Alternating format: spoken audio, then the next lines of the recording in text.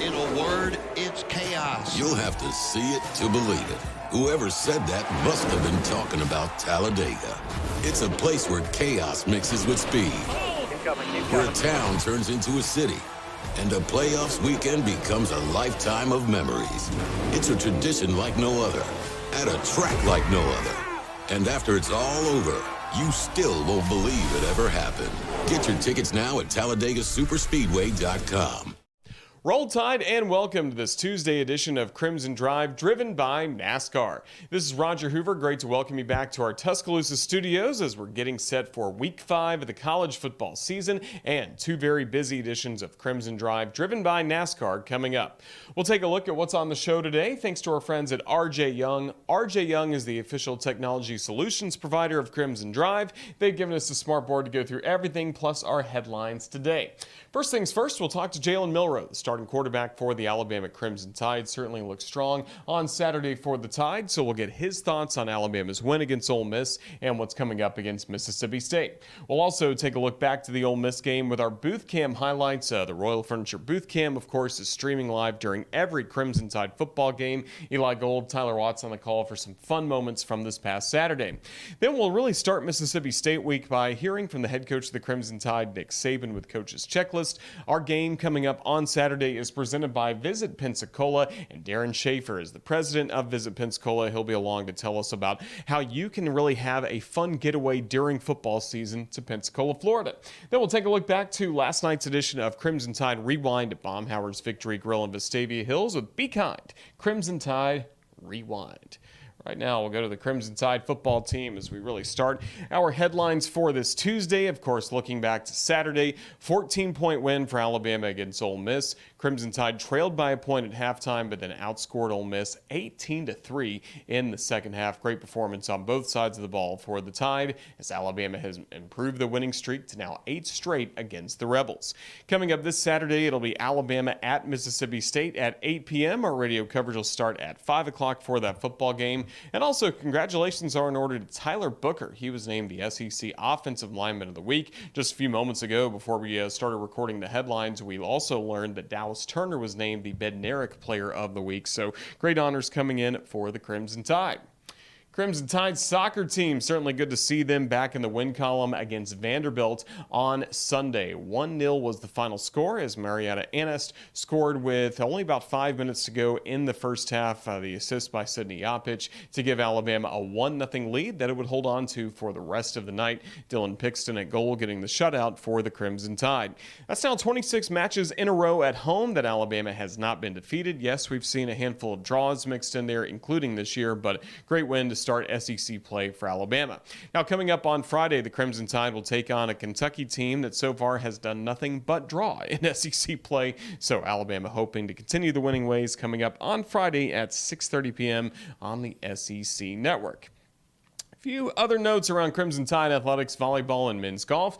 Volleyball team, Rashinda Reed squad, started SEC play this past weekend on the road, falling to Ole Miss and Mississippi State in 3 sets each. On Sunday, they'll be welcoming in one of the best in the SEC in the Kentucky Wildcats, a team that won the national championship 2 years ago. Should be a great atmosphere at 1 p.m. at Foster Auditorium for Alabama against Kentucky. The men's golf team busy right now, even as we speak, over in Birmingham, hosting the SEC match play. And also keep an eye on Justin Thomas coming up this week. An Alabama alum is part of the Ryder Cup team for Team USA at Marco Simone in Rome, Italy. It should be thrilling coming up Friday through Sunday. You got to get up early to watch, but make sure you root on Justin Thomas playing for Team USA at the Ryder Cup. Playing for Team Alabama, we're glad he is, Jalen Milroe, the quarterback for the Crimson Tide. He joined us as one of our one-on-one conversations this week as we get set for Alabama against Mississippi State. Jalen, congrats on the win against Ole Miss. What led to success for this Tide offense on Saturday? It came through our preparation, honestly. Just acknowledging what we're going to face throughout the week. We knew we were going to play a tough opponent in Ole Miss, and they gave us their all, you know. And it took all 4 quarters to get the job done. So the biggest thing is to appreciate the win and acknowledge that there's more work to be done. And we're not satisfied. You know, there's a lot of things that we can grow and get better at, and it starts today. You mentioned the preparation leading up to the Ole Miss game. How about the South Florida week as well? How did that time help get you ready for Saturday? Yeah, for sure. No, every opponent you have to give them your all, and it comes to the preparation throughout the week and acknowledging like what are some things that we need to do to be better as a team, and then how we approach every situation. Then maximize it as much as possible, and especially like grasping the game plan that we have in that week. And no matter the opponent, just got to prep as much as possible, and then acknowledge, hey, we have a mission to get done, which is to be 1-0. Against the Rebels, we saw some new targets really emerge for you, whether it was Jalen Hale, Robbie Utes, also C.J. Dupree. What do you like about involving everybody? It seemed like, I believe, 10 players caught a pass on Saturday. It was great. It was great to see that our offense expanding and getting better each and every week. But honestly, it came through our offseason grind. Our offseason grind meaning, the times where we work out on the weekends, get a great connection throughout the week, and then also just wanting to get better. That was one thing I try to do, is just trying to be better, be the best version of myself each time I touch the field, and then be the best quarterback I can be. And if spreading the ball allow us to win, I'm going to do that as much as possible. Tyler Booker was named the SEC Offensive Lineman of the Week. What did it mean to have him back? What does he do for this offensive line? Tyler Booker's a dog. He can play. Great demeanor, great personality. Always hungry, always wanting to get better, and then just a great dude. So to see him win that this previous week is outstanding to me. And no one more than deserving than Tyler Booker. He's a dog. Also, going back to the preparation, kind of take us through the week. What's going to be most important day by day as you get ready for Mississippi State? I think the most important things to focus on today. I think we go day by day and really grasping the game plan. So whatever our coach presents this today, maximize that and master the game plan. Master the game plan today, and then build on that day. I think that's is big as far as coming together as one team, one heartbeat, one unit. Because it's going to take all of us. It's going to take all 11 guys that's on the field, whether it's offense, defense, or special teams. It's going to be every phase of the game where we need all of us. So I think that's key. Just for us to continue to build on our brotherhood, continue to master the game plan, and then acknowledging that we're not a finished product, so we got to get better. Jalen Milroe, we look forward to Saturday against Mississippi State. Thank you for joining us. Roll Tide. Roll Tide.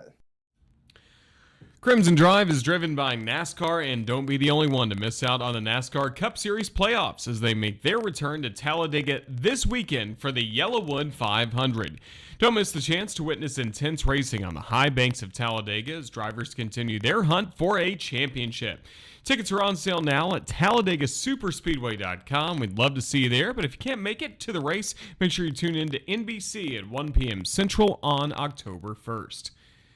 Really great conversation, of course, with Jalen Milroe. The Alabama Crimson Tide, of course, picked up a win against the Ole Miss Rebels on Saturday. And in the broadcast booth, as you'll see, we had to battle the sun a little bit, but we were able to see some great moments for the Crimson Tide, as we always have the Royal Furniture Booth Cam streaming live on YouTube and Facebook during all Crimson Tide football games. And here's some of the highlights from the great moments that led to Alabama's win against Ole Miss from this past Saturday. Here's Will Reichard to kick it away, and we are underway here in Tuscaloosa. Waiting, getting the snap. Milroe looks left, takes off running. He's got a first down. He's got himself more than that across the 35-yard line. The snap, the kick. It's on the way. It is good. 48 yards for Reichard.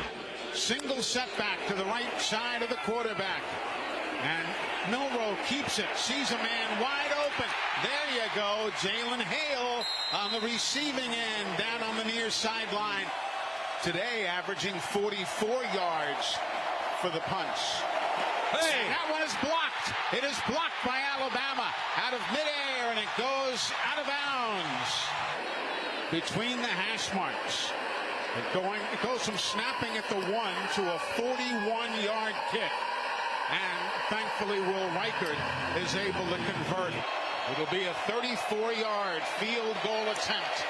Kick is on the way, and it is no good. No good.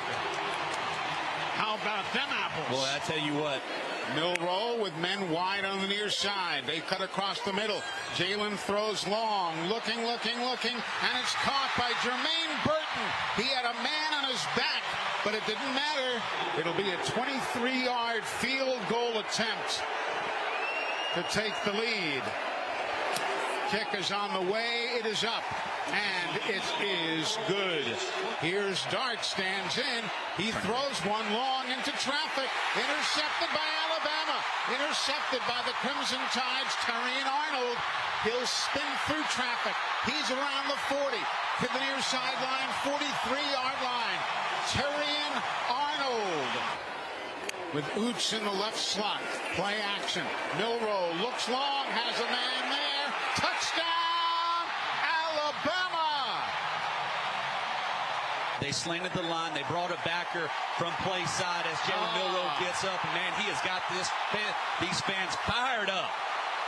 Ty Simpson is in at quarterback, giving Milroe that breather.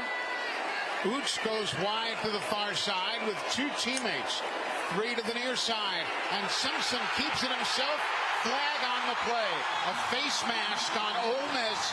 Simpson keeps it himself and gets the two-point conversion. 2-1. Milroe snaps it. Hands to Jace. Jace stumbles. He's on his feet. Retains his balance. Carries it in. Touchdown, Alabama. Touchdown, Alabama. Robbie Oots with a block.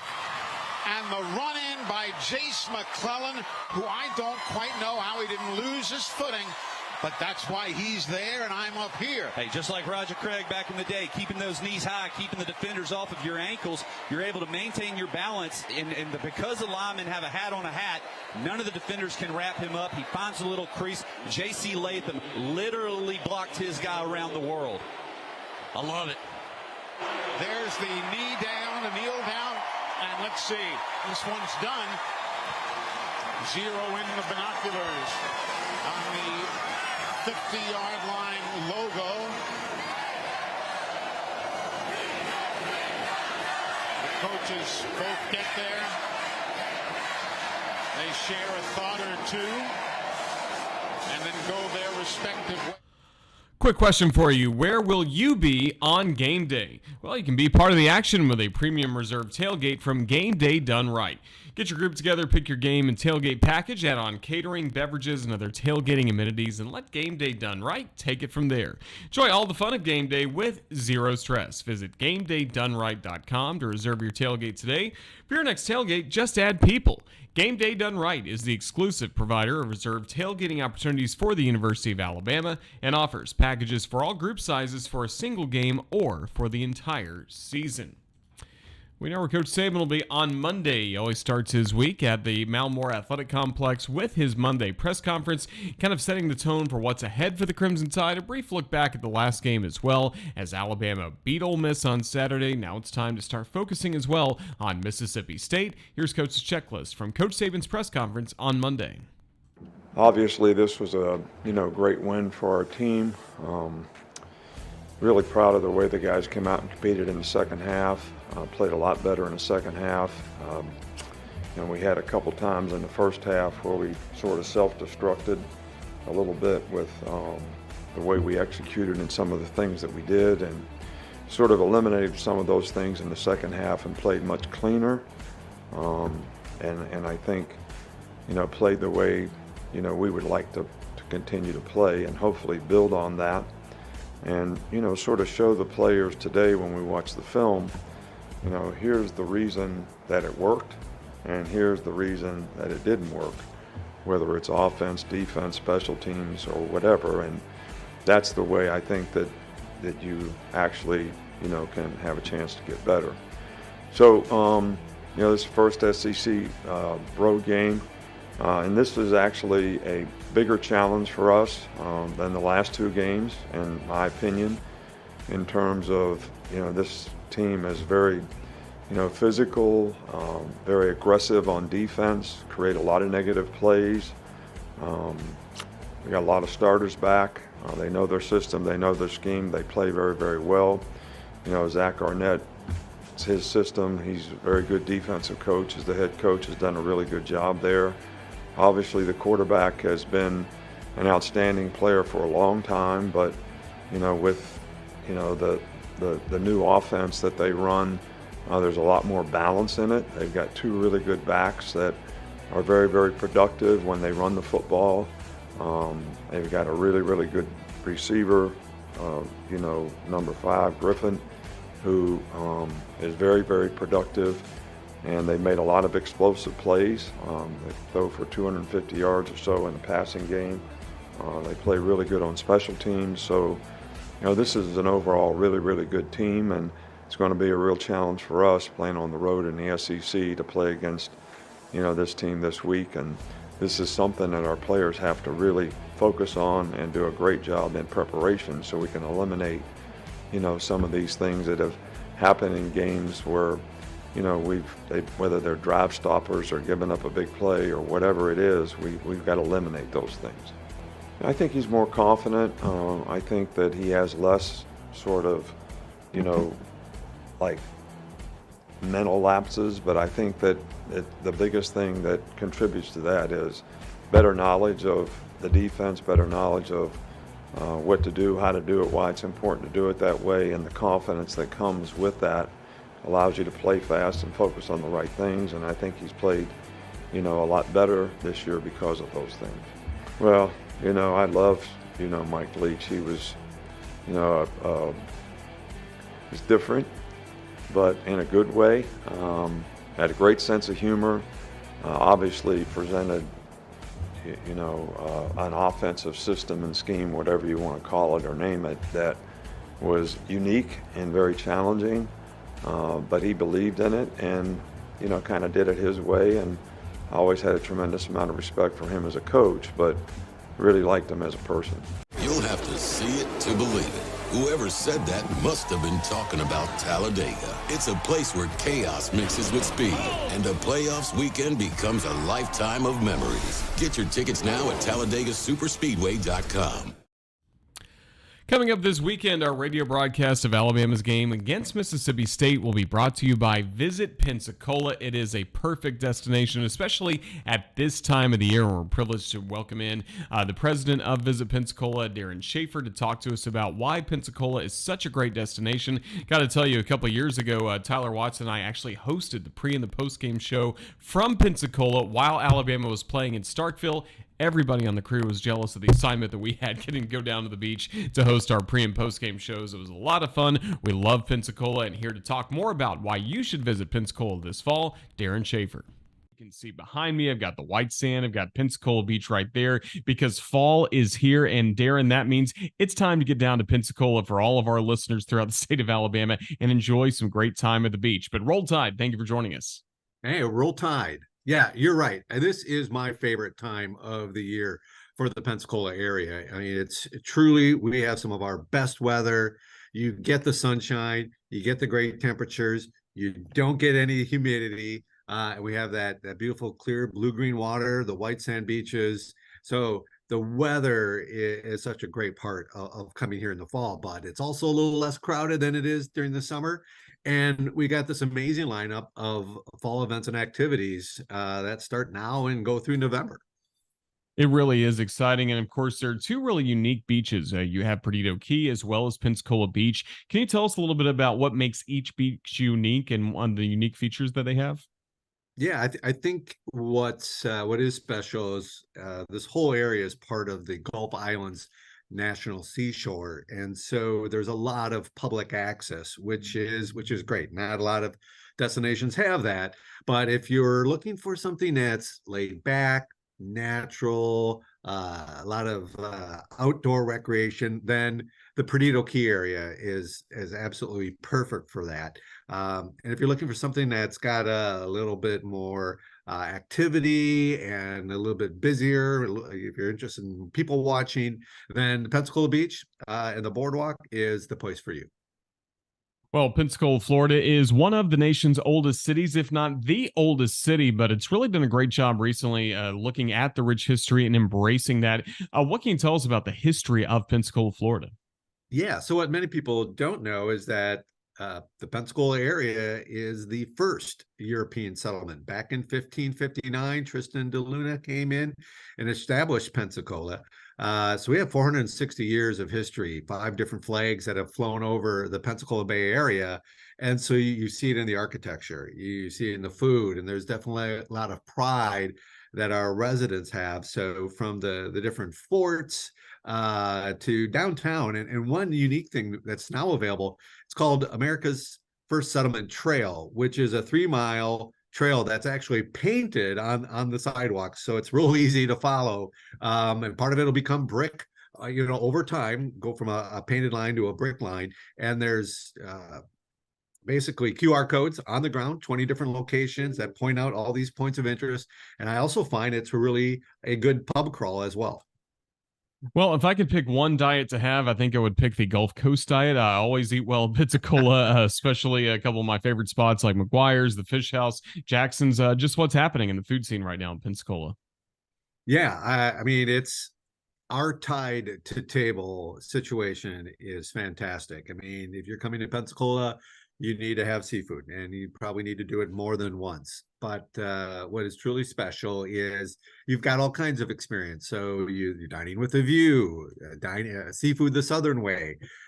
We got a list of great flip-flop restaurants, but downtown dining and fine dining, all that mixed with craft beer and craft cocktails.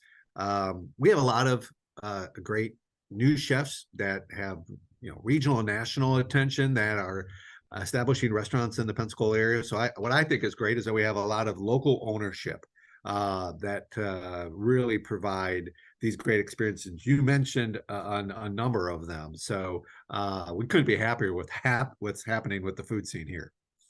Well, I'm sure by now our listeners are really looking forward to making their way to Pensacola Beach, getting some beach time, and really enjoying everything that Pensacola, Florida has to offer. Great time to do that while the Crimson Tide are on the road the next couple of weeks, of course, at Mississippi State and Texas A&M, and then especially at the end of the month of October when Alabama has its bye week. So for those fans who may be thinking about heading down to Pensacola, what are some good resources to look at online to start planning the trip? Yeah, absolutely. I recommend first and foremost that you go to visitpensacola.com. That is a great place to learn about the lodging and the activities and attractions. And we have a great calendar of events. So everything is right there. And the end of October, beginning of November is an awesome time. We have the what we call the Foo Festival, which is a lot of arts and culture events going on for 10 days. The Frank Brown Singer and Songwriter Festival. The Blue Angels are coming home end of the season, that first week of November. So many great things going on. So visit Pensacola.com. Lots of blog to read that provide you some guidance. And then we also have the Visit Pensacola app. So that's at app.visitpensacola.com. You can download that, and that's all geolocation and guides you throughout the Pensacola area. Certainly will be a lot of fun. I know you've enjoyed your time working with Visit Pensacola. You see a lot of college football fans, but Darren, especially a lot of Alabama fans call Pensacola home. Yes, we do. So yeah, there's lots of great ways to watch the game on big screens, and there's always a gathering of the Crimson Tide faithful. The beach to the big screen. You got to love it for a football weekend. Well, Darren Schaefer of Visit Pensacola, thank you so much for your time. We look forward to heading back soon to the Gulf Coast and to Pensacola, Florida to enjoy some time relaxing away from the football season. But just thank you again for your time, and roll tide. Now, roll tide. Crimson Drive, of course, driven by NASCAR, and the Cup Series playoffs are returning to Talladega this weekend. Don't miss your chance to be a part of the best atmosphere in sports. Purchase your tickets today for the NASCAR Cup Series playoff race at TalladegaSuperspeedway.com.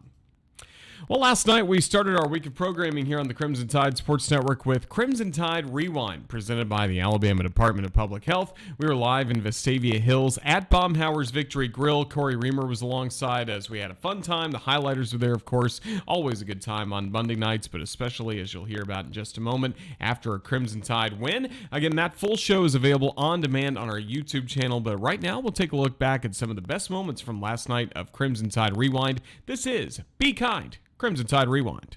It's always great to talk after a Crimson Tide win, especially in SEC play. Yeah, it is. And everybody take a breath. The world isn't coming to an end. We still have a winning football team. No, we're 1-0 in the SEC, and everybody's got to feel pretty good about what we saw on Saturday, especially in the second half. You know, being in the stadium during that first half, it was seeing a lot of the same mistakes and a lot of the same play that we had seen earlier in the season, and you could just tell that the vibe in the stadium was, is this going to be what it's going to be like for every game this season, or are we going to be able to turn it around? And I was excited to see how they responded in the second half.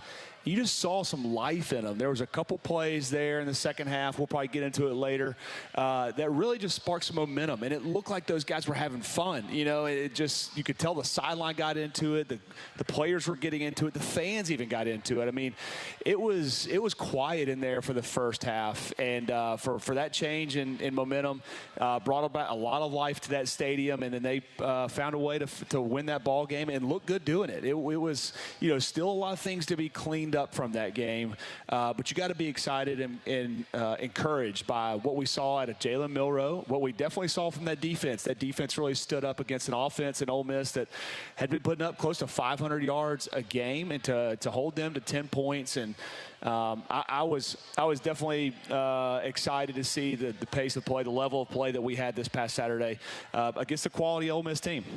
Yeah, you go from that change from the first half to the second half. Alabama trailing 7-6 at halftime, outscores Ole Miss 18-3 in the second half. Is it anything that's said in the locker room? Is it sticking to the game plan? How can you explain a turnaround like we saw from Alabama in the second half? You know, it could be a number of things, and I feel like there's definitely something that happened at halftime in terms of the players. Maybe it's just there's got to be a feeling at some point as a player with the expectations that are looming around this program where maybe some players stand up and they're just like, look, guys, we know we can play better than this. We know we've got to go out there and put this thing together. And I think it was a culmination of just hearing all the talk for the last few weeks and all the criticism of the program. And you finally just have to start taking some pride in it yourself as players. You know, the coaches can only take you so far. They can yell at you. They can try to get you motivated. They can try to put you in the right positions to make plays, but it's up to the players to go out there and make those plays and to bring the level of intensity to each game. And it might have just had a little spark, and it might have taken, you know, that hit that Jan Miller puts on the kickoff was a huge turn event, even though he's, you know, ejected from the game. But I don't think anybody would have traded that moment at all, because it just, like I said, it just did something to the intensity level. And I think it's just building confidence in this team. And, you know, last year was the same thing. We watched these last year, that team go out there, and it just didn't seem like they had the enthusiasm. They were trying to just play, you know, a perfect game, which is what the expectation is to execute at a high level. But I think there's usually some confusion between what coaches say and what the players are hearing from that standpoint. They want you to go play fast and go have a good time doing it, but they expect you to play, you know, not perfect, but eliminate the mistakes as much as possible, and it can make these players have a little bit of hesitation, not going out there and enjoying it as much as they can. And it seems like that the second half, it really might have turned a corner. You could have picked a better time, and now we got a Mississippi State team that we get to be prepared for. It's going to be a rowdy environment, but after the last two games, started from the last drive in South Florida, going into this game, and we come out a little bit flat, but we finish really strong. We still got a lot of pieces of the puzzle to put together in terms of putting a complete game out there, but we just keep putting the building blocks on top of each other, and hopefully we'll figure it out, you know, for the rest of the season going forward. Next question, how about the play of Jalen Milroe? Yeah, you got to be excited about the way he played in the second half. Obviously, coming out and throwing the interception, it's hard to explain. Those are the things that we got to eliminate. But I feel like Tommy Rees did a great job of reassessing what this offense is going to look like with Jalen Milroe at quarterback. You saw a lot more design quarterback runs, making plays with his feet. And he seemed to, you know, have a better grasp of the game plan this go around than he has in the first few weeks. Outside of just, you know, throwing the interception in the end zone. There's still some miscues in terms you got to get Seth McLaughlin and Jalen Milroe on the same page, not being able to punch it in from the one. But you saw Tommy Reese also get back under center and run some quarterback sneaks after messing that one up. But I thought he played well. I thought he played extremely well. He seemed to get the running backs involved a lot more in this game, in the passing game, and we saw a lot more from the tight ends as well. Finding those guys and not asking him to do too much. He seemed to be, if he sees the read, if it's not there, he's not afraid to take off and make plays with his feet. A couple times, I think if you had to find something to knock on him, he's holding on to the ball and he really wants to make a play downfield with his arm when there's obviously nothing there, and he ends up getting tackled behind the line of scrimmage or taking some plays for a loss. That's something that I know the staff and Jalen Milroe are going to sit down and talk about. If don't try to force it. Don't try to do too much. Don't take losses on plays. Throw the ball away. Live to fight another down. And don't try to force throws that you know aren't there. But I thought he did a great job of finding the guys open. He made a lot of good completions. I was impressed with the poise and, like we talked about in the first segment, just the momentum that he brings to this offense. When you saw him get the wind knocked out of him, he bounces up, he gets the stadium going. Really was the start of the run in the second half that really put this game away. Talk about this Crimson Tide defense. Even without Deontay Lawson for most of this football game, we saw a fired up Kevin Steele-led Alabama defense. Yeah, they really stepped up. It was huge. Only, we talked about earlier on, it's holding this offense that was, putting up 500 yards a game, scoring a lot of points, and Lane Kiffin's coming in with a game plan, trying to throw this defense off. You know who he's going to try to attack. He's going to find the mismatches, whether it be from pre-snap motions, just trying to get a lot of different formations, and we saw a bunch of those early on, especially some really odd formations, trying to get some guys fumble. There's trying to get some guys off kilter, but he's going to, the way he does it is he always moves people around to try to isolate the matchup that he wants. And you could tell early on that he was really trying to go after Terrion Arnold, who I thought has stepped up in a big way for the last couple of weeks. We saw him against Texas, have a few big plays thrown up against him, comes away with an interception in this game, and had a few batted balls. And you could tell, you heard Lane Kiffin after the game talking about it, is like, that was our game plan. We were going after number 3, and he stepped up and played a really big game. It's one of the biggest compliments you can get as a defender. Had it happen to me against Mississippi State a number of years ago. Offensive coordinator said the same thing. Our game plan was to attack you, and I played a great game. So Terrion Arnold, congratulations, kudos to him. He's building confidence, playing really well. But when you go in there, I think we didn't have any sacks against Texas. Turn around and have 5 sacks against this Ole Miss team. Limit them to 300 yards, not that many first downs. I mean, it was just a solid performance all around, and it started up front, especially in that second half. It was like the whole team just improved during halftime. I don't know what they fed them, but they're going to have to get that same meal in the halftime, in the locker room at halftime for every single week, because the pass rush just came alive. Whether it resulted in sacks or not, those guys were collapsed in the pocket, giving Jackson Dart all kinds of fits. And we talked about it last week when we were previewing this show, was you got to get him off of his mark, get his timing thrown off, make him throw the football faster than he wants to, and you're gonna cause some incompletions, and they did a great job. Certainly did. Dallas Turner, 3.5 sacks, so that's now, I believe, 6 sacks that he's had the last 2 weeks. Yeah, that's huge. Effective. I mean, that's the Dallas Turner we're needing to see. With Will Anderson gone, you had Dallas Turner and Will Anderson last year, so you knew a lot of the double teams and the chip blocks and the extra focus was going to come on Will Anderson because he's such a bull in a china shop. He can tear stuff up, and you're waiting for these two guys that we heard a lot about in the preseason. Dallas Turner, Chris Braswell, these are the two guys that are going to be able to pin it back and go get this quarterback. You saw a lot of footballs coming out fast against this defense early on to eliminate probably the best part of this defense, which is the front 7, getting some pressure. But secondary did a great job of locking down these receivers, getting a lot of coverage sacks, but also these guys were making a lot of fast moves and getting quarterback on the ground pretty early.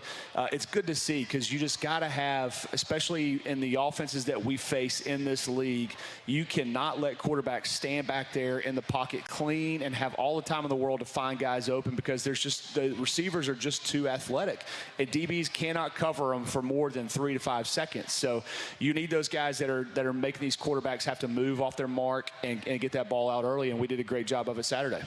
Mentioned it before, Deontay Lawson goes out, the signal caller on that Crimson Tide defense with injury, and Coach Saban didn't really have an update on him earlier today, but did praise the play of Jahad Campbell, who stepped in, ended up being second on the team with 7 tackles on Saturday. Yeah, he stepped in a big role. It was a huge ask from a guy that was really injured during camp, too, who wasn't getting the reps during camp. Jahad Campbell was somebody that Coach Saban was extremely excited about coming into this season. He's really shown a lot of improvement, and then to be asked to step into that middle linebacker signal caller role, not an easy job, but he played really well. You hate to lose Deontay Lawson. Looked like he rolled his ankle. Not sure exactly what the injury is. You hope it's something that he can bounce back from pretty quickly. But I thought they responded well without him on the field. He's just a leader. We've talked about it on the first show. He's the guy that during practice, he's holding everybody to the high standard that Coach Saban wants to see, making sure everybody's running off the field. He's getting on to guys for loafing. He's getting on to everybody, making sure they're doing their job and giving effort, and they're not just going through the motions. So you can't replace the intangibles. It's hard to replace the intangibles of a Deontay Lawson just because of the leader that he is. But I thought that Jahad Campbell did a great job. Also, Malachi Moore had a tackle for a loss. We visited with him earlier today for a one-on-one interview that'll play during Crimson Drive, driven by NASCAR, coming up on Thursday at 2 o'clock. And I said, you got to love those opportunities when you're able to blitz, rush the quarterback. He goes, oh, yeah, I love sacking the quarterback. Yeah, it's something that they don't get to do very often. And you saw, especially late in the game when we're trying to put it in hand, you got both safeties coming down from, 12 yards deep, and he's the one who gets free and knocks Jackson Dart down on that 4th and I think 15 to end the ball game. Those are exciting plays for safety because they don't get to do it. They're all hanging out in the back and just watching everything unfold in front of them. So when you get guys like him and Caleb Downs that you get to tell them to get after the quarterback, you know that they get excited. Their blood gets to boiling a little bit because it's just not. That's the fun stuff that it's like some guys as defensive linemen love dropping back in coverage, even though it's not. They just think that because if they do something good like that, then they're like, you need to let me do it more often. Let me get out there and cover somebody. Marcel Darius, I think, covered a tight end against Tennessee and knocked the ball away. And he was like, man, I can play all over the field. Put me in the safety position. I'm out here to play. Malachi Moore is a guy that you can't say enough about. He's really evolved into a leader for this secondary unit. And he stepped up in a big way after having some struggles the last couple years. This has really turned into being his secondary. You can tell he's out there. A lot of the communication runs through him, and he stepped up and made a lot of big plays. Hopefully we can continue to keep him healthy. It only helps Caleb Downs and all these other guys, but I thought Kool-Aid had another bounce-back game after last week as well. I don't know how many batted balls we had, but there was a lot of plays that could have been interceptions, but batting the ball is just as good. Yeah, 4 pass breakups for the Crimson Tide. You mentioned Kool-Aid. He also had a tackle for a loss, 10 tackles for a loss in this ball game, 4 sacks by this Crimson Tide defense. And again, when it mattered most in the second half, only a field goal for Ole Miss. Yeah, and I thought the best thing that I saw in the second half was that we were rallying to the football. Even when you had completions, we had guys covered downfield. They'd find a back or somebody slipping out to the side that had wide open space in front of them, or they were trying to run some screens and had blockers out there in position. I thought the DBs, and this is what you love to see from corners and those guys on the edge, when they're fighting through blocks on the edge, when you're trying to run quick games with screens, wide receiver screens, tunnel screens, they're fighting through blocks and making the guy with the ball have to bend and run backwards to get around them. It just gives the whole defense time to attack and get to the football and get the guy on the ground. And I thought early in this season, we weren't doing a really good job of wrapping up and getting guys on the ground when we had the opportunity. But this past weekend, it felt like every time that there were guys around, they were able to wrap them up and get them on the ground. Fun time as always with Corey Reamer. Again, the full show is available on demand on our YouTube channel, Crimson Tide Rewind last night, and also the podcast form available as well on the Alabama Insider podcast. It's time to take a look at what's coming up here on the Crimson Tide Sports Network. As always, brought to you by our friends at Wickles Pickles. They are wickedly delicious. They always have our Wickles Weekend update for us here on Crimson Drive, driven by NASCAR. But make sure you check back to the CTSN social media channels tomorrow for something pretty special from Wickles Pickles as well. Again, go to wicklespickles.com. You'll find the relish, you'll find the pickle chicks, you'll find everything you want right there at wicklespickles.com. Let's see what's coming up on the Crimson Tide Sports Network. Again, something pretty fun tomorrow thanks to our friends at Wickles, and that will lead us right into Thursday, where we will have a very busy day across the network. Another edition of Crimson Drive, driven by NASCAR at 2 o'clock. Hey Coach, and the Nick Saban Show from Baumhauer's Victory Grill at 6:30. We'll have Eli Gold join us on Crimson Drive to talk about that. And then a new episode of Tide TV this week, hosted by Kenzie Hughes. That will certainly be exciting on the Alabama Athletics YouTube channel.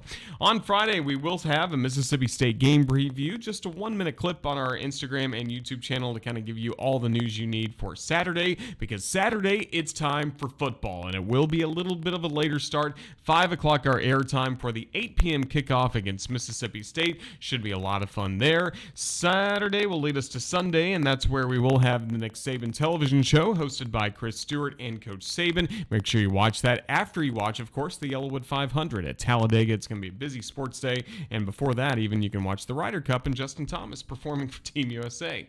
Then on Monday, we will talk about it once again with the show you just saw highlights of. Crimson Tide Rewind, 6 p.m. Baumhauer's Victory Grill in Vestavia Hills. A lot to look forward to coming up this weekend. That's always brought to you by our friends at Wickles Pickles. That's going to wrap up this edition of Crimson Drive, driven by NASCAR. Special thank you to Darren Schaefer of Visit Pensacola for his great insight. And again, they are the game sponsor coming up this weekend for our broadcast of Alabama against Mississippi State. Thanks as well, of course, to Corey Reamer for Crimson Tide Rewind last night, and then Jalen Milroe, the quarterback for the Crimson Tide. Fun one-on-one conversation with him. Just a heads up, coming up on Thursday, Malachi Moore will be our guest coming up. So another one-on-one interview coming up on Thursday. Special thanks to Ethan Carabin, our video producer. He put this entire show together. And thanks to all of you for watching this Tuesday edition of Crimson Drive, driven by NASCAR. For everyone at the Crimson Tide Sports Network, this is Roger Hoover saying thanks for watching again, and we'll see you Thursday. Roll Tide, everyone.